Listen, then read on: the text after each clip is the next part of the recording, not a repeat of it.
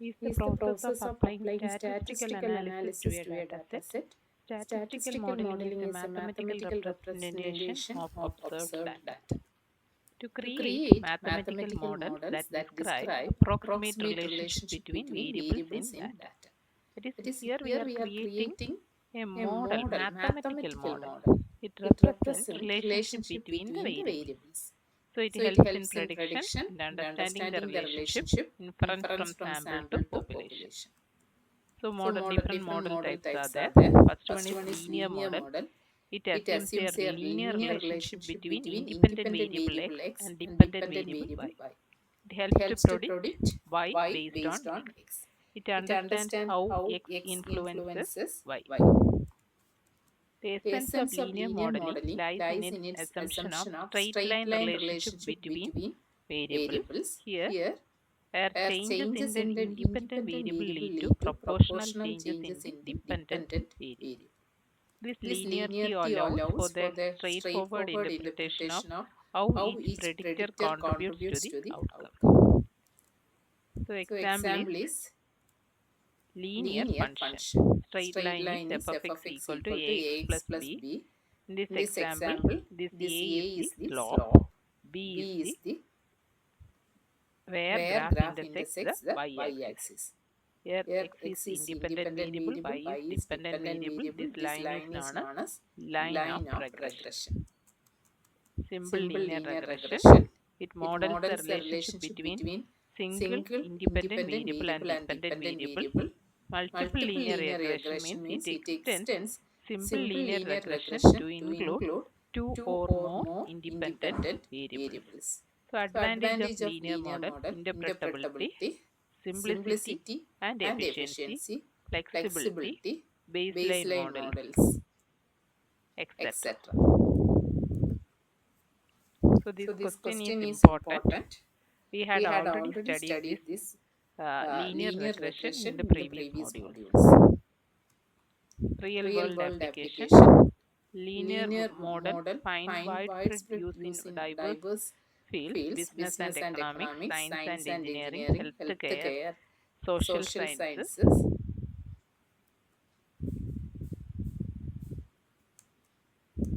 Non-linear models. It explains the relationship between input, that is independent variable, and output, dependent variable, in a non-linear form. In the previous case it is linear form, here it is non-linear form.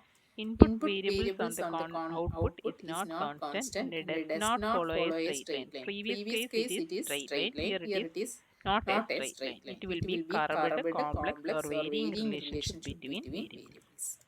Why use non-linear models? Cannot be accurately represented by a straight line, and data cannot be accurately represented by a straight line. We will use non-linear models. Then it captures interactions or threshold effects between features when the output changes in non-proportional ways as input changes. Nonlinear model explains complex non-constant relationship between input and constants. It allows better prediction. Okay. Next is polynomial regression. That is a form of linear regression where the relationship between independent variable x and dependent variable y is modeled as a nth degree polynomial. So it will not be a straight line, it will be a curved line. Polynomial. So this equation of this polynomial is y equal to b0 plus b1x1 plus b2x1 square. If the relationship between independent and dependent variable is not linear, hence linear regression cannot be used, it will cause errors. Non-linear regression can be solved by transform data to linear form. So linear regression can handle this. Use polynomial regression. Transformation is the process of converting non-linear form to linear form by linear regression method. So linear data can be processed using transformation. By transformation, linear data is converted to non-linear data is converted to linear data using linear regression. Polynomial regression does not require the relationship between independent and dependent variable to be linear in the dataset. Increasing the degree tends to increase the performance of the model. However, some cases, increasing the degree increases the chance of overfitting and underfitting.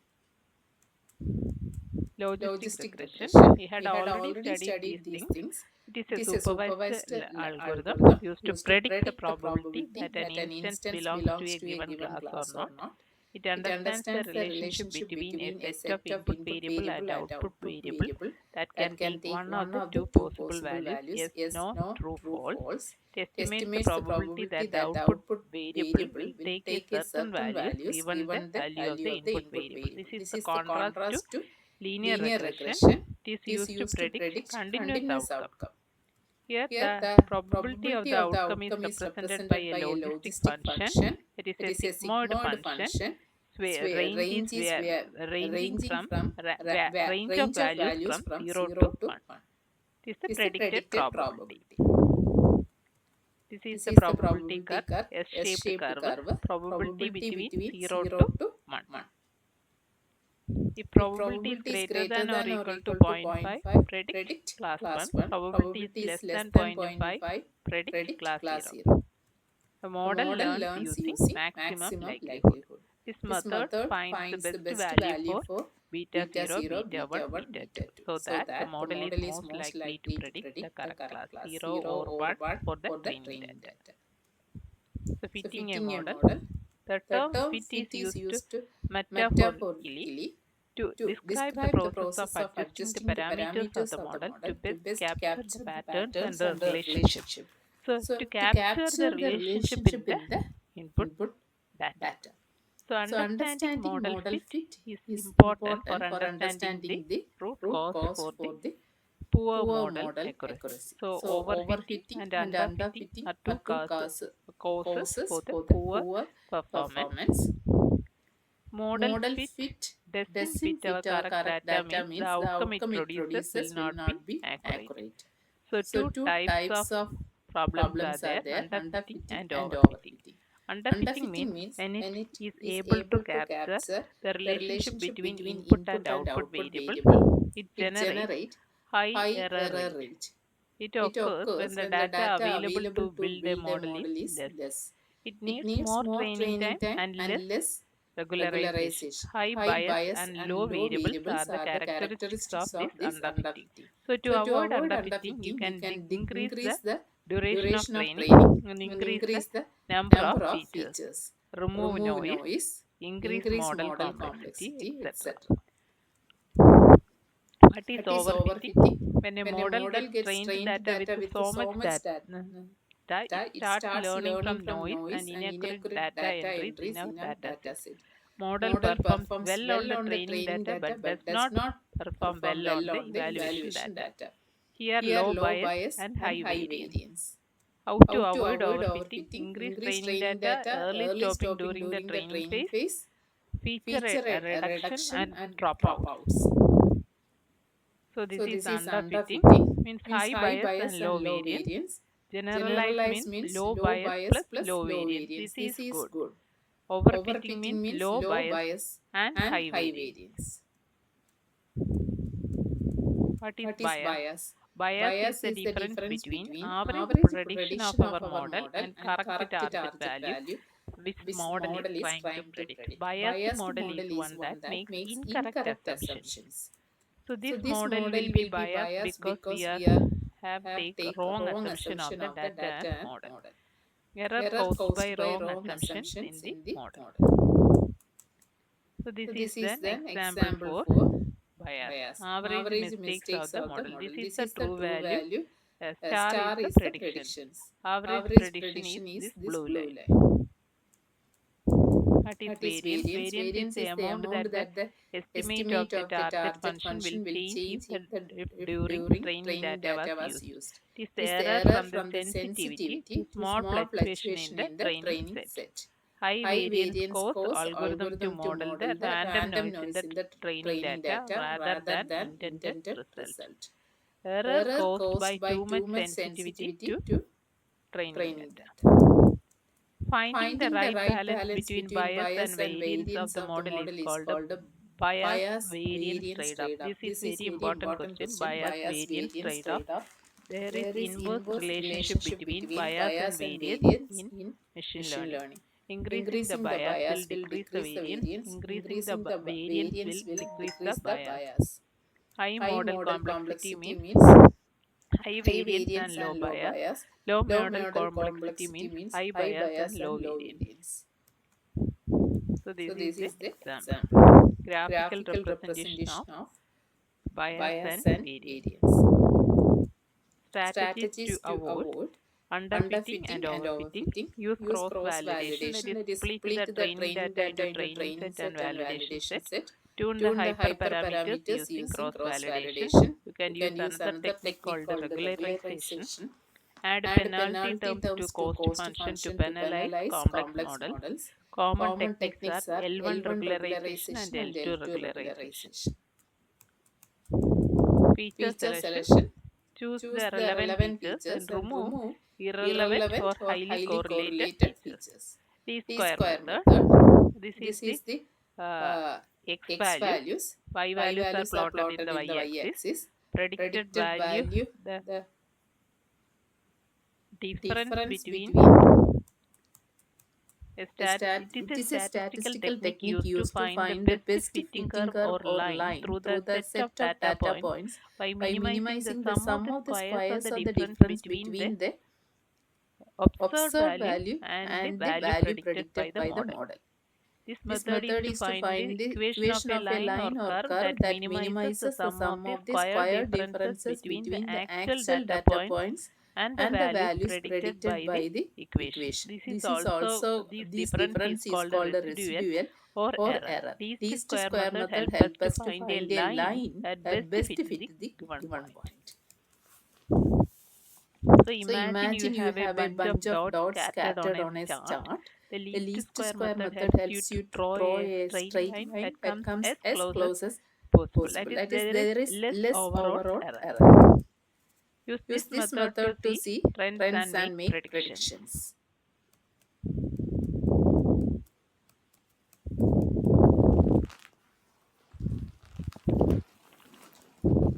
So we can think a line is the prediction and error is how far that prediction is. For each data point, this is how we have calculated this one. For each data point, you measure the vertical distance from the point to the line. So these distance will be positive and some will be negative. That is positive errors and some will be negative errors. Add all these squared values, and least square method is all about finding the one line that makes sum of squares errors as small as possible. Then goodness of it. It is a statistical concept that describes how well a statistical model fits a set of observation. It is the measure of accuracy your model's prediction aligned with the actual data. R squared is a coefficient known as coefficient of determination. It is common goodness of it measured in regression analysis. Its values between 0 and 1.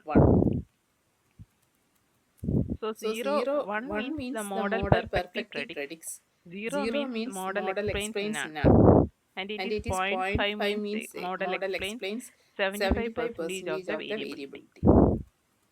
Limitation is it always increases or stays when you add more independent variable. Adjusted R square is a modified version of R square that addresses its main limitation, designed for models with multiple independent variables. If a new independent variable improves the model more than would be expected by chance. Adjusted R square will decrease if a variable doesn't add enough value to justify its inclusion. This makes R square more reliable and it avoids overfitting. When a model is too complex, it fits random noise instead of true values. So by using adjusted R square, we can build a more accurate model. It tells how well a regression model fits the data. Number is between 0 and 1. Closer to 1 means better model. It is R equal to R square equal to 0.8 means 80% of the variation in the output is explained by the model. 20% is error. Problem is it always increases when you add more variables, even if variables are useless. Adjusted R square will fix this problem by penalizing the model by adding unnecessary predictors. If you add variables that actually improves the model, adjusted R square will go up. If you add useless variables, adjusted R square will go down. This makes R square more reliable.